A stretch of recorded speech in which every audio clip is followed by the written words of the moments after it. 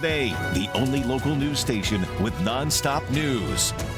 Well, good morning. It's 6:40. Nonstop news starts right now. We are the only station that is commercial free for the next 15 minutes. We have you covered this morning.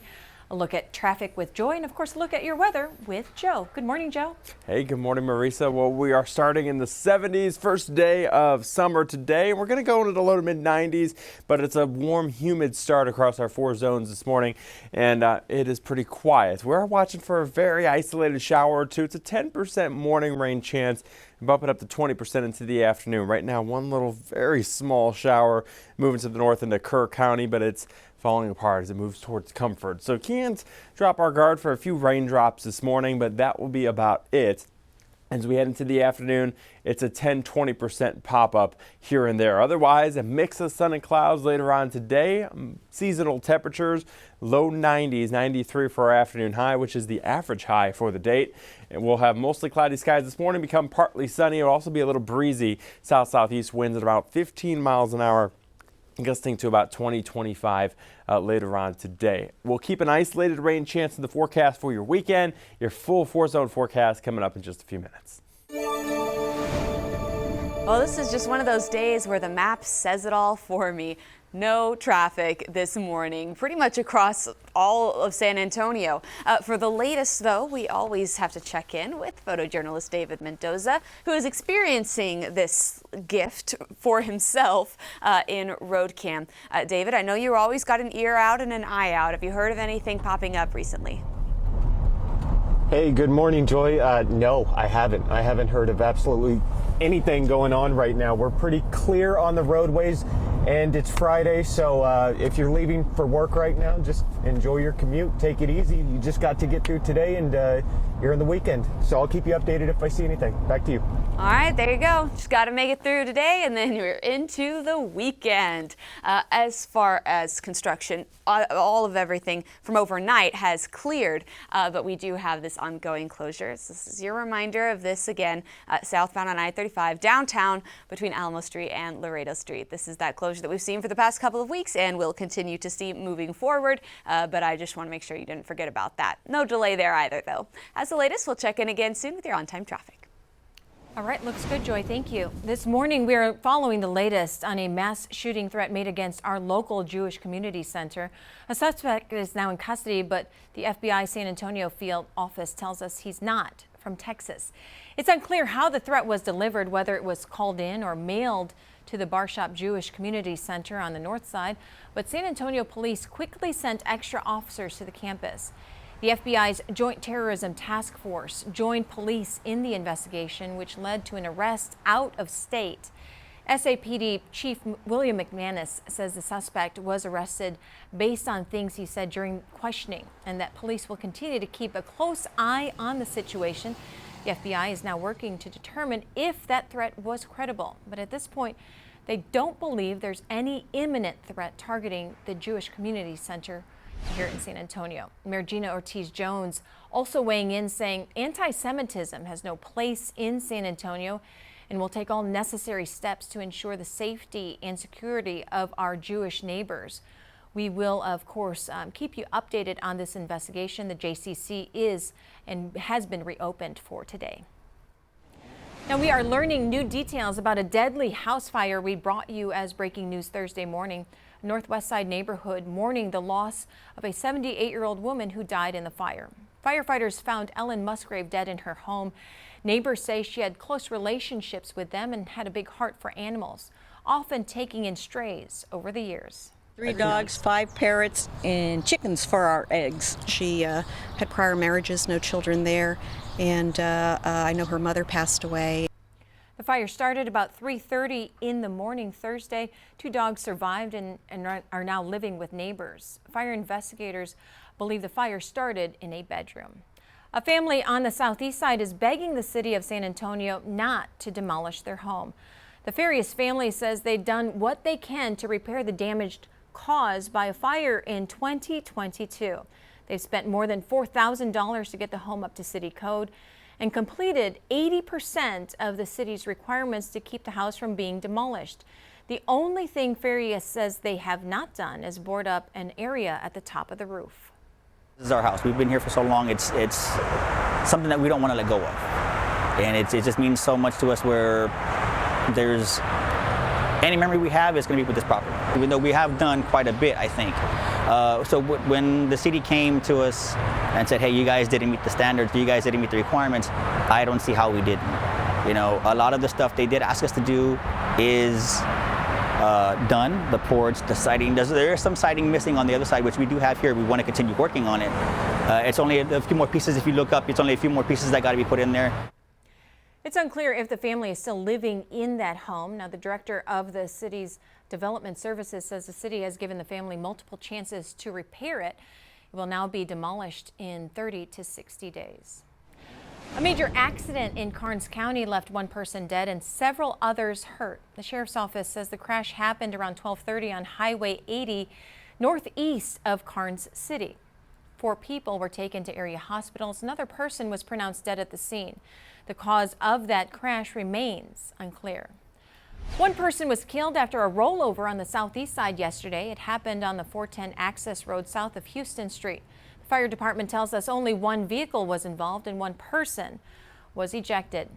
A man suspected in a Father's Day shooting has been arrested right here in San Antonio. Quan Washington was booked into the Bexar County Jail earlier this week. According to Tulsa police, Washington is accused of shooting his brothers and his father. Police say the 4 of them were together for Father's Day, but did not specify what led to the shooting. Washington will be taken back to Tulsa to face charges for assault and battery with a deadly weapon. Well, happening now, blood donors can double their impact in the community by helping to send a child living with cancer to summer camp. News 4 San Antonio's Tawny Davis is live with how this camp is a way for kids to have fun and how you can help them. Good morning, Tawny. Good morning. Camp Discovery is a week-long experience for kids living with a serious health condition. Now, blood donors can help make sure that those kids get to have some fond memories, friendships, and personal growth. At no cost to the families, the kids who go to Camp Discovery can participate in activities such as swimming, archery, arts and crafts, and more. They are able to develop friendships with people who have similar experiences to them through this camp and can leave a lasting impression. Even the counselors are former Camp Discovery attendees, like David James Trujillo, who was diagnosed with acute lymphocytic leukemia at age 2. He says Camp Discovery left a lasting impression on him when he was a child, and now as a counselor, he wants to make sure that experience is shared with the new generation of kids. I know that you get the experience when you're in the hospital and you see kiddos, but just being in a different environment with a complete understanding, I think that's one of my main takeaways that kept me drawn to Camp Discovery.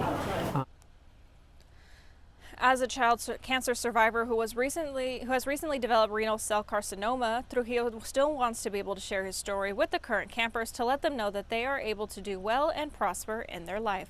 Now, South Texas Blood and Tissue is asking for your help to help send those kids to camp. Donors receive points after every blood donation, and you could put those points towards Camp Discovery. To schedule a blood donation, you can go onto their website, southtexasblood.org. Reporting live, I'm Tawny Davis. Back to you. Well, right now our Drive Away for Education campaign is underway. If you buy a raffle ticket, you'll be entered for the chance to win a brand new car. Tickets start at $25 a piece. All money raised goes towards Texas Yes, a nonprofit that provides free school supplies to more than 70,000 students across Texas. Just scan the QR code to purchase a raffle ticket. The raffle runs until August 3rd. Well, Bexar County Commissioner's Court is launching the next phase of its gun safety initiative in hopes of bringing down the number of preventable firearm deaths. Recent data shows firearms are the leading cause of death in children across the country. The campaign aims to change those statistics by running billboard ads, streaming ads, and awareness materials so that people can talk to their kids about guns and gun safety. When it all boils down to is we want to keep our kids safe. We don't want them to accidentally find a gun and start playing with it and for it to accidentally go off. That is a 100% preventable thing that we can do to keep our kids safe. Another part of this campaign is hosting educational events. It'll talk to gun owners about how to properly store their gun.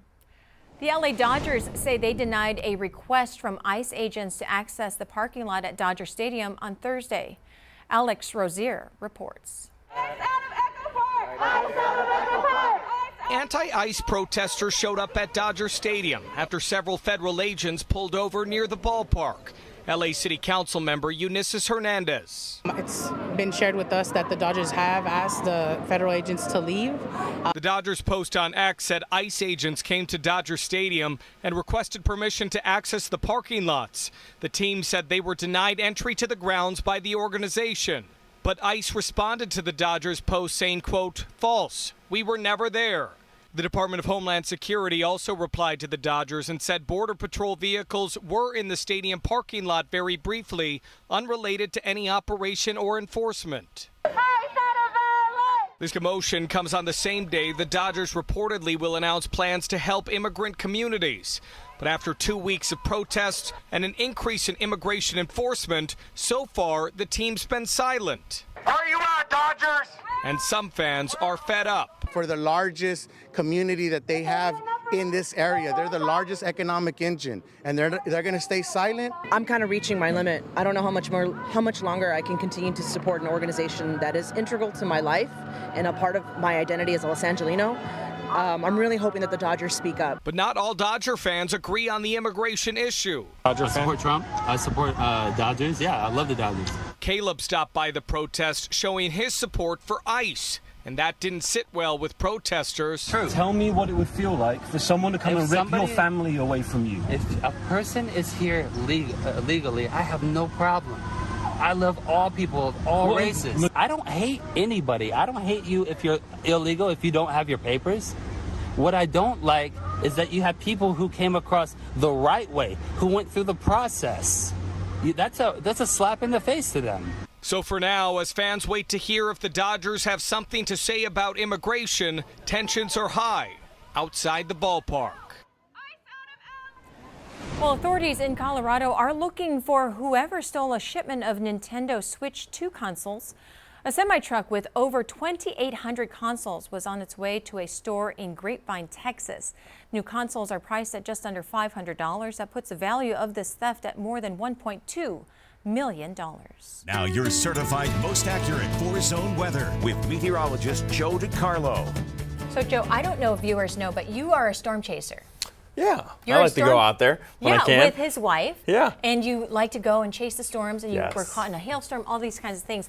But there's nothing for you all to chase right now. But No, pretty sunshine. quiet. Yeah, a lot of sunshine. Maybe an isolated shower. So nice. It'd be kind of hard to track or try to chase these because they're so, pop up and Right. they go up, they go down, and they're not too exciting. So Well, we we'll like wait. it Our boring. severe weather season's kind of coming to an We end. like it boring, Joe. It's Yeah, okay. I know. And it's summer. It's the first day of summer today, and it's going to be a pretty nice weekend for us. Maybe head down to the coast, to the beach.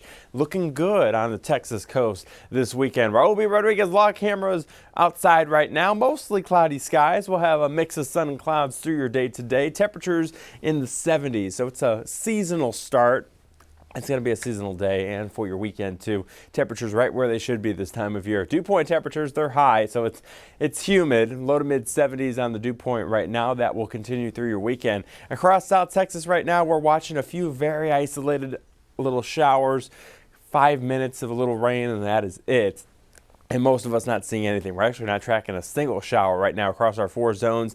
Down near the coast, though, a little bit more activity trying to move north into Goliad County, but they're very hit and miss. So mostly your morning is going to be pretty quiet. We'll bump that rain chance up a little bit into the afternoon. High pressure still in control. That sinking air, that's been keeping us quiet for your week so far, but it's moving to the northeast, and that will start to bring us more southeasterly flow, and that will just up the rain chance a little bit. So each day features a small shower opportunity, but it's not a washout and really no big rain heading our direction. It's a very isolated day-to-day shower opportunity. So this afternoon it'll be hit and miss at about a 20% rain chance as the sea breeze pushes inland. Tomorrow, again, 10-20%, especially in the afternoon for a quick shower. And again on Sunday, it's that hit and miss activity into the afternoon. Maybe a downpour or two in spots.